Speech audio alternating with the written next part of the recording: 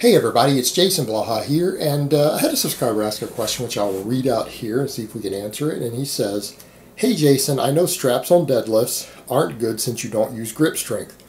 But what about doing one set with straps each time you deadlift so that you can go heavy, then the other sets are just regular double overhand with slightly less weight? I don't want a hook grip because it hurts and reverse grip seems to cause imbalances," said by Alan Thrall and Omar Issoff. Alright, so let me put on my +5 hat of weaponsmithing, work on skilling up my crafting a little bit, and let's talk about this.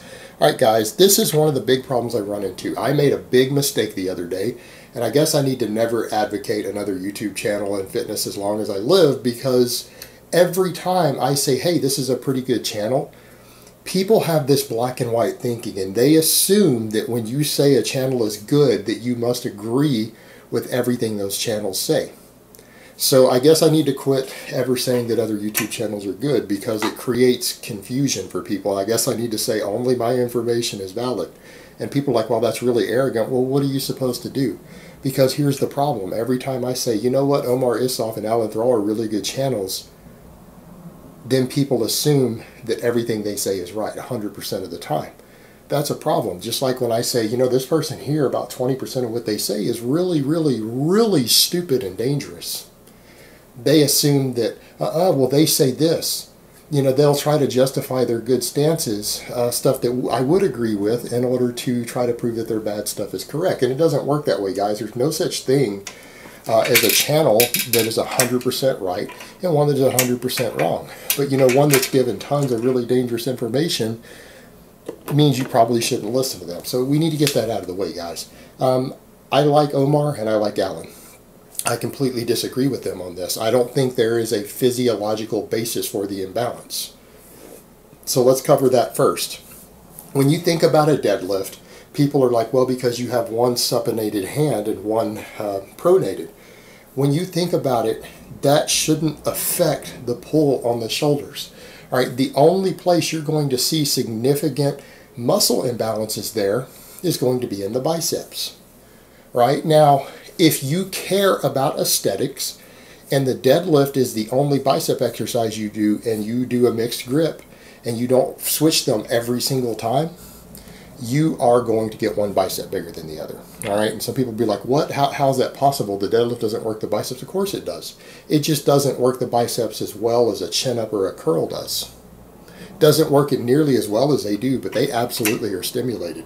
There's EMG data showing they're stimulated. We've seen studies to where noobs just deadlift and squat and their biceps grow. And it's not because of a full systematic response. There's tension put on it. There's a stretch load. Now, it doesn't mean, and people will assume, oh, well, that means that it would be an amazing builder because it's a really heavy weight stretching it. No, it's just going to be a decent builder.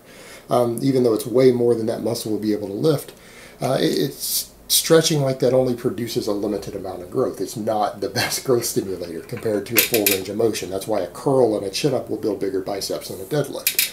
But the deadlift contributes. So the thing is, those muscle imbalances are going to be undone by your other lifts. Yes, there's some slight imbalances. There might be in the traps a very minuscule imbalance created by that. Maybe, because definitely in the biceps, but you know what? Most people are doing multiple exercises for those that are going to balance it back out that are evenly loaded. All right, and you've got to remember, the deadlift is probably not your primary trap builder for a lot of people, because most people aren't doing really high volumes of deadlift. The total training volume from it is going to be minimum. Now, if you're doing 20 sets of deadlifts a week, all right, but most people, unless you're doing accumulation work, are probably doing somewhere between 1 and 5 work sets of deadlifts a week. All right, that's probably the most any of you are doing. But anyone who's deadlifting that much, they're probably doing more sets of rows or chin-ups and more sets of overhead press than they are deadlifting. That is going to be the dominant load put on those muscles all through the upper back. So the difference in the mixed grip as far as anything in the traps and upper back go is going to be very, very, very tiny.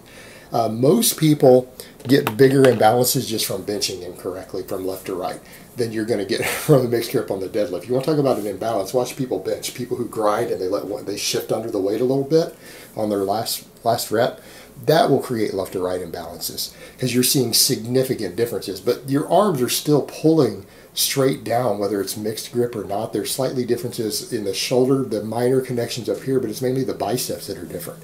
But again, most people are not using the deadlift as their primary bicep builder. And you know what?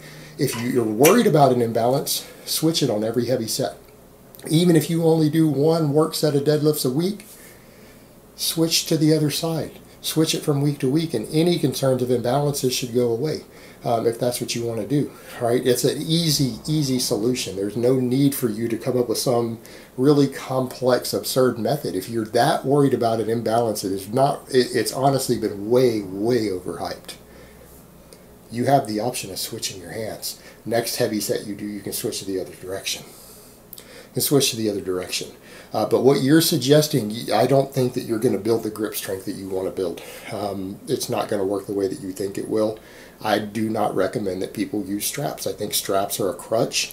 I think that they teach you certain bad motor patterns. And yes, I know there are champions who use straps. There are also champions and world record holders who refuse to use straps. All right? I mean, perfect example, someone else pointed out, yeah, Jesse Norris is against straps. Pound for pound, probably about the strongest deadlifter in the world. And the guy's incredibly jacked. I mean, so that's a perfect example right there of someone telling you, no, I don't use them, and yet he, so that's what people want to do. They always want to say, well, this champion says that you should use straps. This one champion here. Well, and Pete Rubish is a champion. But is he better than Jesse Norris? I mean, if you're just going to appeal to authority and say, well, this guy's really good, says he uses them, but then you find someone better who's against it, pretty straightforward, isn't it then? If that's what you're going to use as your basis, and people do that, then why don't you just go to the best of the best? And then if you find that they don't use straps, then what's your counter argument there? But yeah, generally speaking, I'm against straps, and I think what you're trying to do isn't going to work. And I think people do this as a cop-out. I don't think people honestly believe they're getting an imbalance from that, because it's so simple to fix that. If you were really concerned about it, all you would do is switch hands. All you would do is switch hands, and the perceived problem would be solved. It really would, but people don't want the simple solution. And I think what it comes down to, people just say, well, I do that because I'm afraid of imbalance. No, guys, admit what it is. You can lift more weight with the straps because it's easier. It's easier on multiple levels.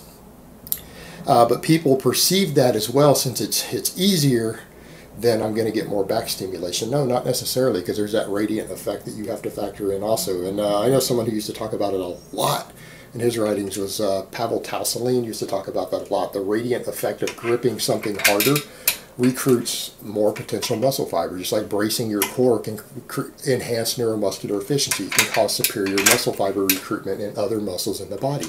All right, there's something to be said for grip strength on that. The other thing that you have to factor in, grip strength when you're training is a sign of your peripheral nervous system fatigue.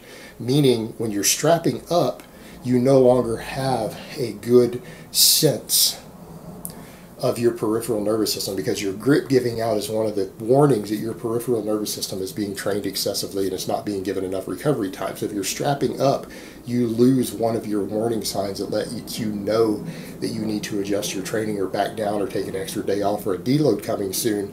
If you're strapping up on the heavy sets, you don't know where your grip strength is today relative to where it is normally. Therefore, you lose one of the most valuable feedback tools in assessing where you're at with your training. You're losing an enormously valuable feedback tool. You're losing basically a free warning monitor, a sensor that's there because you're choosing to use straps. All right, that is also another big disadvantage. But yeah, let's just be realistic with this. People can lift more weight with straps. All right, and therefore it's an ego thing for them. They don't want to just admit that they aren't strong enough to lift that weight, and people need to understand that. It doesn't mean you get better muscle fiber recruitment, because the grip itself can prime the nervous system to fire muscle fibers more efficiently, to pick up more motor units. All right, it in and of itself can be a valuable tool for recruiting muscles of having to grip something hard. So you're not necessarily getting a better training stimulus just because you're using the straps. And also you need to understand the biomechanics are different with straps and without. So you may not be training the exercise the same way that you think you are. In fact, I'll go so far as to say plenty of guys have learned this the hard way who've done all their deadlifting with straps, and then they do separate grip work, and then when they have to actually pull a heavy weight, they find out they aren't quite as strong as they thought they were on the normal deadlift. And again, it's because there is a slightly different biomechanics and everything to the bar path, motor fiber recruitment, and everything else when you use straps versus without. So a lot of people find it may not give you the carryover that you think it is. And most of the people who are doing straps are doing it for their pulling off of blocks. And that's also something that you've got to factor in. And people who are doing that for a different reason. Alright guys, but that's really all I have to say on that today. I hope it's been informative, and I will talk to you guys next time.